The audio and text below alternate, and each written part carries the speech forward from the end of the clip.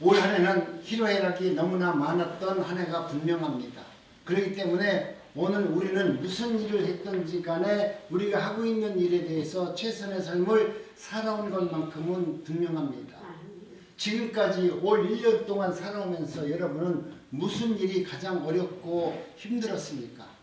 돈 버는 일이 힘들었습니까? 사랑하는 힘이 힘들었습니까? 아니면 출세하는 것에 노력하는 것이 힘들었습니까? 저는 1년 동안 목회를 하면서 가장 힘들었던 부분이 뭐냐면 내 자신, 하나님의 성경의 말씀, 이 진실을 지키는 것이 사실은 너무 힘들었어요. 내가 하나님의 말씀을 진실되게 전할 수 있을까? 이것을 날마다 묵상하면서 그 진실대로, 하나님의 말씀대로, 그 뜻대로 설교하고 성도들과 교제하면서 살아간다는 것이 저에게는 참으로 벅차고 힘든 일이었습니다. 두 번째는 내가 회개하기가 가장 어려웠던 것 같습니다. 죄인된 우리로서 정말 회개하는 것이 얼마나 어려운 일인지 저도 알게 됩니다. 성경은 말하기를 의인은 하나도 없나니 그랬어요. 우리 인생 가운데서 아무리 정직하다 할지라도 우리 인간은 이미 정직하지 않다라고 성경은 기록해놨기 때문에 세상에는 의인이 없다 이렇게 말씀을 해놓으셨거든요.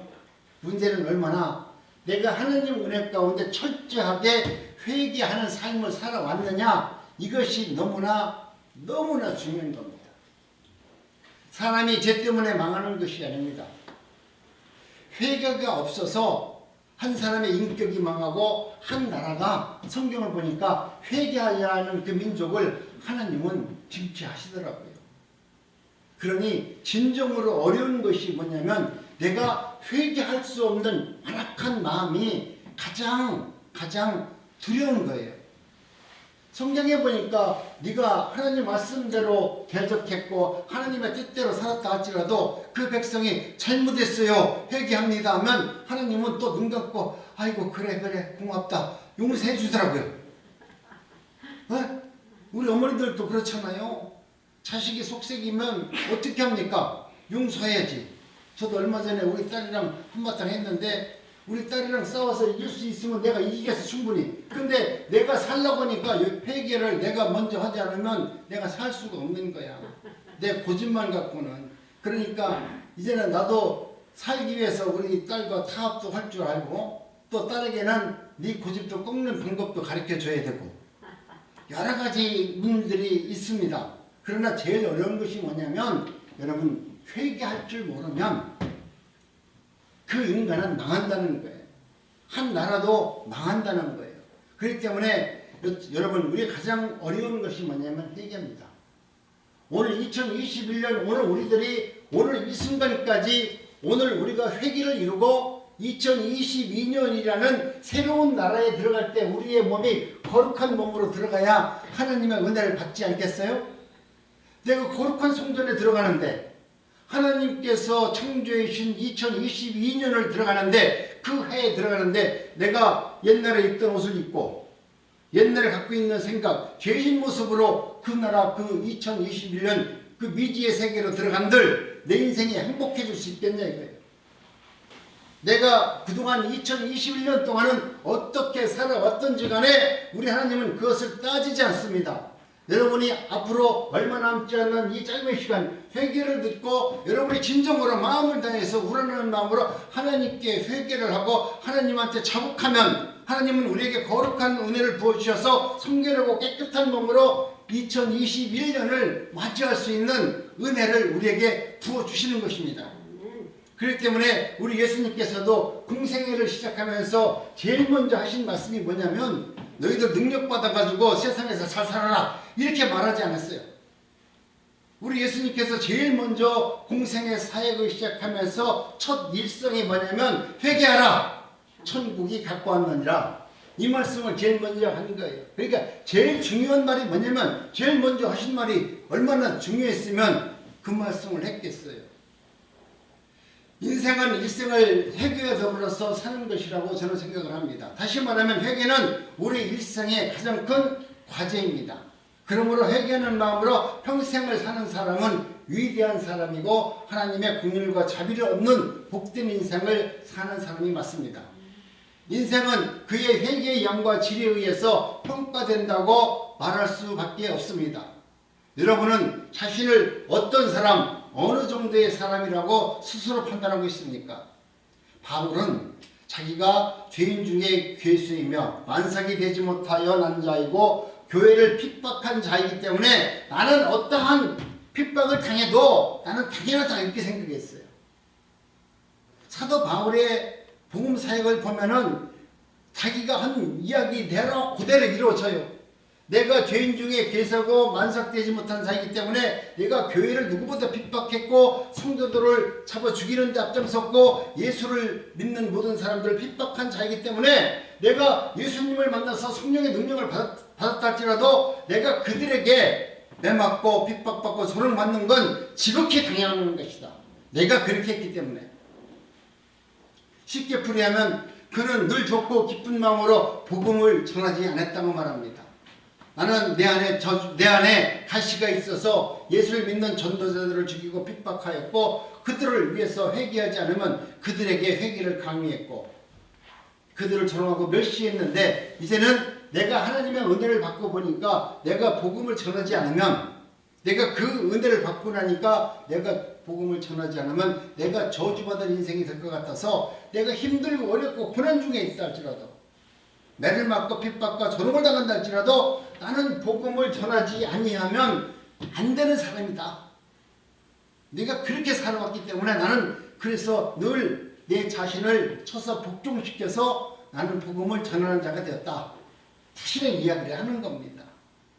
오늘 저와 여러분들도 하나님의 은혜같이 이와 같이 바울과 같이 자신에 대한 죄를 철저히 자복한 사람은 자존심이 있을까요? 없을까요? 바울을 보니까 자존심이 없어요. 그렇게 똑똑한 사람이잖아요. 유대인 중에 유대인이요. 말 그대로 아비멜렉의 최고의 수제자요. 모든 사람들에게 추앙받는 그런 로마의 침입권자예요. 모든 것이 부족함이 없던 사람이 어떻게 예수를 만나서 복을 받아야 되는데 복을 받는 게 아니라 돼지가 맞잖아요. 그런데 바울의 마지막 결론은 그렇게 맞아도 그렇게 핍박을 당해도 나는 행복했다. 그러니 너희들도 핍박을 일시적으로 당하고 있잖아. 고린도 교회에게 너희들이 핍박을 당한다고 예수님 부인하지 말라. 나는 지금 교회에 있어도 아니 지금 지하 감방에 있어도 나는 주님을 위해서 날마다 기도하고 너희들이 세상 가운데 마귀와 사탄과 유대인들에게 조롱과 멸시를 당하는 걸 내가 알고 있지만 너희들도 능히 기뻐할 수 있다. 나는 이 감옥에 있어도 매를 맞아도 나는 찬송을 부르고 있고 그러니 너희들도 기뻐하라. 그리고 혹시 너희들이 죄를 지고 있다면 회개하라. 이렇게 말씀합니다. 다윗도 회개한 자인이었습니다. 그가 말하기를 나는 어머니가 죄 중에서 나를 잉태하였나이다. 다윗 왕도 자신이 생각할 때 자기가 왕이 됐는데 뭐라고 말하냐면 어머니가 죄 중에 나를 잉태했기 때문에 나는 죄인입니다. 지금 이렇게 고백을 해요. 그렇게 날 때보다 나는 근본적으로 죄인이었다는 것을 지금 성경의 말씀대로 그대로 고백하고 있는 것입니다.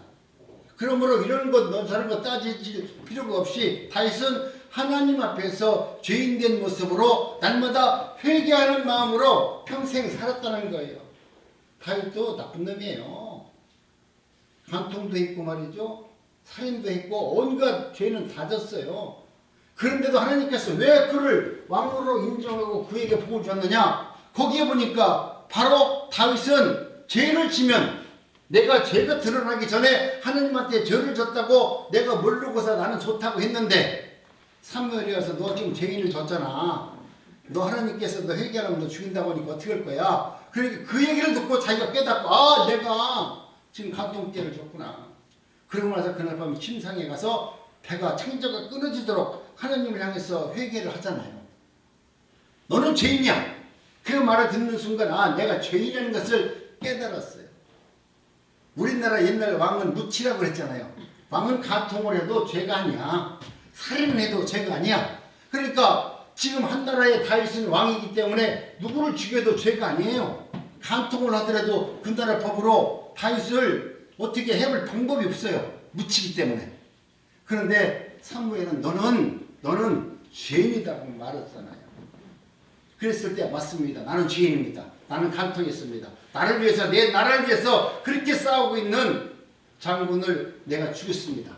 라고 그러면서 하나님 앞에 자복하고 회개를 하는 것입니다. 여러분 우리 가정의 문제나 정치에 이르기까지 오늘 우리들은 다윗의 삶을 본받아야 됩니다. 다윗은 자기 인생에서 정치적으로, 경제적으로, 사회적으로, 문화적으로 모든 부분에서 자기가 문제가 될 때마다 제일 먼저 납작 엎드려가지고 하나님한테 회개하는 삶을 살았어요. 그래서 다윗이 위대한 하나님의 복을 받게 됩니다. 그렇기 때문에 오늘 우리는 왜 하나님의 은혜 가운데 내가 지금 기쁨이 없고 감사가 없고 삶 속에서 어려운 문제가 있을 때마다 두려운 마음이 생기냐면 내가 진정으로 하나님 앞에 회개를 못 이루니까 내가 주님 앞에 회개를 했다는 것을 인정받고 하나님의 제사함의 은총을 사함의 은총을 받아야 되는데 나는 입으로 주님 할렐루야 회개는 하지만 하나님이 볼 때 그것은 회개가 아니고 가증스러운 네 입에서 나오는 그런 회개를 하니까 하나님께서 그 회개를 안 받아주니까 내가 기도원에 가서는 막 땀나가지고 기도하면서 쭉 하면서 회개하고 내려올 때 되면 또 답답하잖아. 가짜를 했으니까. 내가 욕심으로 회개를 했으니까. 내 문제를 응답받기 위해서 회개했기 때문에. 여러분 그렇기 때문에 회개는 하나님의 은혜 가운데 바로 은혜의 길이며 생명의 길입니다.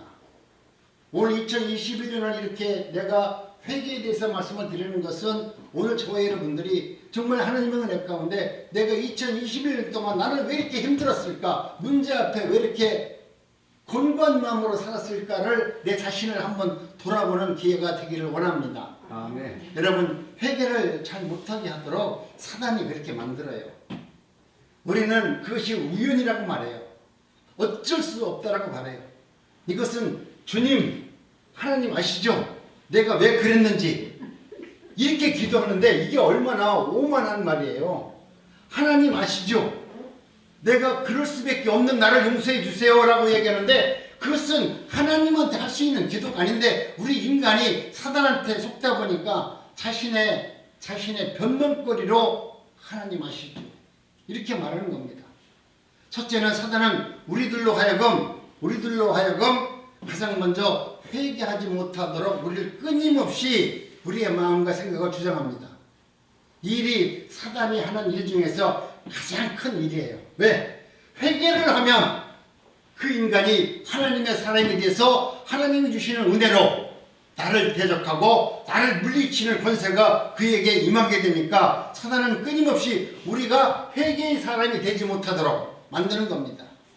우리가 능력을 받아서 사단을 물리치고 귀신을 물리치는 것이 아니라 하나님 앞에 성결한 사람이 되면 성결한 거룩한 몸이 되면 사단은 자동적으로 우리 앞에 오지도 않고 지가 알아서 가버려요. 그렇기 때문에 우리는 내가 하나님의 은혜 가운데 우리 인생 가운데 내가 제일 먼저 회개를 못하는 것은 사단이 끊임없이 내가 하나님의 복을 받지 못하도록 나를 만들어 주는 겁니다. 두 번째는 변명하게 하여서 회개할 기회를 놓쳐버리게 만드는 거예요. 너만 죄인 아니야. 지금 대한민국 돌아가는 거 봐라. 대통령 후보들서부터 시작하는 게 이게 개판 아니냐? 야, 네가 한 가지 거짓말 하는 거 불법도 아니. 저기 봐봐라. 윤석열이. 저기 봐라. 이재명. 야, 저것들 하는 거 보니까 정말 이게 말도 아니 개판이다. 그런데 우리는 저런 것보다 좀 낫지만 그러니까 괜찮다고 생각하는 거야. 네? 그러니까 이게 지금 현재 뭐냐면 우리로 하여금 변명거리를 만들어서 회개를 하지 못하도록 사단은 끊임없이 우리의 마음을 합리화시켜주는 일을 하는 것입니다. 그래서 내가 잘못을 한 것을 다른 사람에게 전가합니다. 아니 나는 잘하려고 그랬는데 우리 집사람이 말이야 나를 갖다 유혹하네? 거짓말하고 자꾸? 나는 잘하고 싶은데 우리 남편이 그것도 한 번도 안 된다고 그러네? 여러분, 오늘 이것은 이와 같은 변명거리는 누구한테부터 왔냐면 바로 태초의 아담과 하와에부터 시작된 범죄가 오늘 우리 인간들에게 습관적으로 나타난 것입니다. 아담과 하와가 처음 만났을 때 얼마나 좋았으면 뭐라고 말했습니까? 아담이 내 살 중에 살이요 뼈 중에 뼈로다. 얼마나 아름다운 기가 막힌 사랑의 고백을 합니까? 내 살 중에 살이요 뼈 중에 뼈라. 나도 우리 집사람한테 이런 고백 못했거든요. 근데 이 하와는 이렇게 멋진 고백을 했어요. 그런데 선악과를 따먹고 난 이후에 하나님께서 그들을 불러가지고 야 아담아 누가 선악과를 따먹었어? 이렇게 물어보니까 거기서 금방 또 아담이 한다는 얘기가 하나님 당신이 나에게 보내준 그 하와가 그것을 따먹게 했어요. 그걸 먹게 해가지고 그게 유혹하다 보니까 내가 쟤가 나를 속이는 바람에 내가 그걸 따먹었습니다. 금방 변명거리를 찾잖아요. 얼마 전까지는 당신이 없으면 못 살아. 당신이 최고야. 그러더니 하나님이 소리 한번 지르니까 대번 가증스러운 거짓말로 정당화시키는 것입니다. 여러분 변명이 얼마나 뿌리 깊은 죄이냐 이거예요. 처음에 죄송합니다 하면 끝날 일을 갖다가 잘못했어요 말 한마디면 끝날 일을 갖다가 여러분 끝까지 자신의 정당화를 만들기 위해서 죄를 전가하고 문제거리를 찾고 이것이 바로 우리 사단이 우리 인간들을 그렇게 만드는 거예요. 아니 와가지고 딸이 와가지고 아빠 죄송합니다 하면 끝나는 거 아니야? 그런데 끝까지 이유를 댄다고요. 그러다 보니까 아빠 입장에서는 그 삶을 보니까 그게 아름답지 않잖아요. 아름답지 않으니까 그것을 받아줄 수가 없는 거야. 근데 자기들을 또 합리화시켜서 뭐라고 하냐면은 우리 아빠는 말이야 완고해가지고 말이야 하나님은 나보다 훨씬 더 완고해요. 그런데 우리는 아빠가 아닌 것 같고도 서운하게 하는데 하나님은 그런 걸 눈 하나 깜짝 않고 받아주지 않습니다. 그렇기 때문에 하나님은 내가 힘들으면 제일 먼저 납작 엎드리는 게 지혜로운 사람이에요. 내가 아는 훌륭한 교수님이 뭐라고 하냐면 아니 어떻게 교수님이 그래 똑똑하고 이쁘고 잘생기고 다 모든 게 다 좋은데 어떻게 하나님의 은혜를 받았어요? 그러니까 목사님 나는 너무나 멍청하기 때문에 하나님께서 뭐라고만 하시면 그냥 납작 딱 받아 엎드려 버린대. 자기가 주특기가 뭐냐니까 자기는 하나님 앞에 납작 엎드리는 거 회개하는 게 주특기래. 그래서 나는 오늘까지 내가 이렇게 살고 있고요. 이렇게 그래도 사람답게 살고 있는 것 같아요. 나한테 그 유명한 교수가 이렇게 얘기했어요. 만약 내가 회개하면 네가 만약 이 문제로 회개를 하면 이런 망신을 당할 것이다. 또 다른 사람들에게 내가 회개를 하면 이런 문제 때문에 또 다른 일들이 생길 것이다 라고 끊임없이 우리를 협박하고 조롱합니다.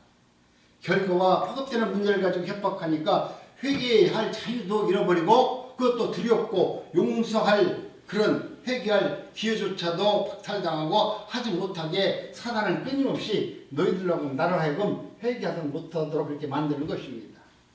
여러분 오늘 우리는 하나님의 은혜 가운데 어떤 문제가 생기면 납작 엎드리세요.